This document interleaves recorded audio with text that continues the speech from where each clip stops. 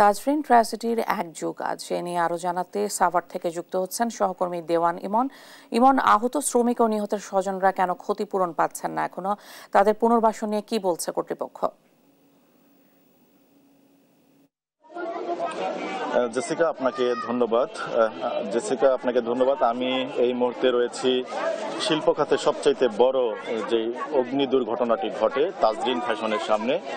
আমরা এখানে সকাল থেকেই বিভিন্ন আহত শ্রমিক, নিহতের পরিবারের স্বজন এবং অন্যান্য যারা শ্রমিক সংগঠনের নেতাকর্মী রয়েছেন তারা কিন্তু সকলে এসেছেন এই দিনটি উপলক্ষে। যারা নিহত রয়েছেন তাদেরকে শ্রদ্ধা নিবেদন করেছেন এবং এখানে দেখতে পাচ্ছেন যে এখনো কিন্তু আহত এবং যারা নিহতের স্বজনরা রয়েছে, আপনাদেরকে যদি একটু দেখাই আমি, তারা কিন্তু এখানে উপস্থিত রয়েছেন এবং পেছনেই আপনি যদি দেখেন যে সকাল থেকে কিন্তু তারা এখানে এসেছেন এবং শ্রদ্ধা নিবেদন করেছেন।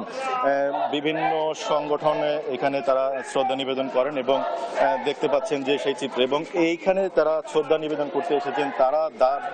তারা যে এটি দাবি করছেন যে এই অগ্নিকাণ্ডের আজকে একযুগ পূর্তি হলো, এই একযুগে এসেও কিন্তু যারা এই ঘটনার সাথে দোষী তাদের কিন্তু এখনো পর্যন্ত যেই কাঙ্ক্ষিত বিচারটি ছিল সেটি কিন্তু তারা দেখতে পারেননি। এবং আহত যারা রয়েছে তারা বলছে যে তাদেরকে এক জীবনের যে ক্ষতিপূরণ সেটি তারা প্রতি বছরই দাবি করে আসছেন। ঘটনার পর থেকে আজও পর্যন্ত 1 বছর পেরিয়ে গেলেও কিন্তু সেই দাবিটি এখনো পর্যন্ত পূরণ করা হয়নি, দোষীদেরকে বিচার করা হয়নি এবং এইসব দাবি বাস্তবায়নের লক্ষ্যেই কিন্তু আজকে তারা এখানে এসে জমায়েত হয়েছেন এবং এই দাবিগুলো কিন্তু 12 বছর পরে এসেও তারা করছেন। আমরা এখানে যারা আহত শ্রমিক রয়েছেন শুরুতেই তার সাথে একটু কথা বলার চেষ্টা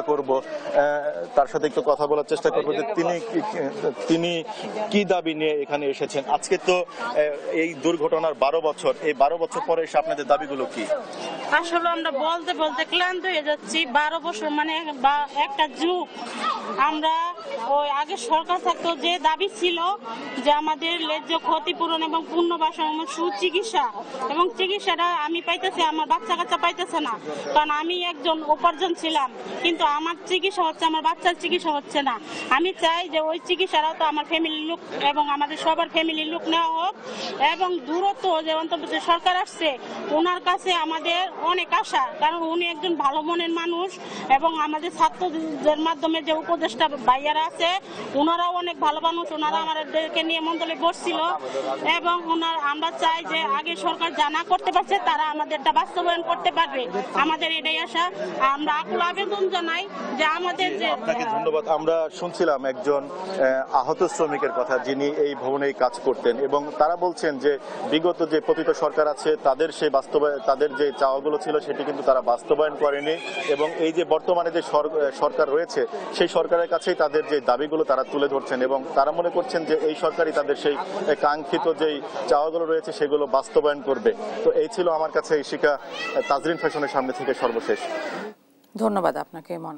তাজরিন ট্র্যাজেডির এক যুগ আজ সর্বশেষ তথ্য জানছিলাম সহকর্মীর কাছে সাভার থেকে।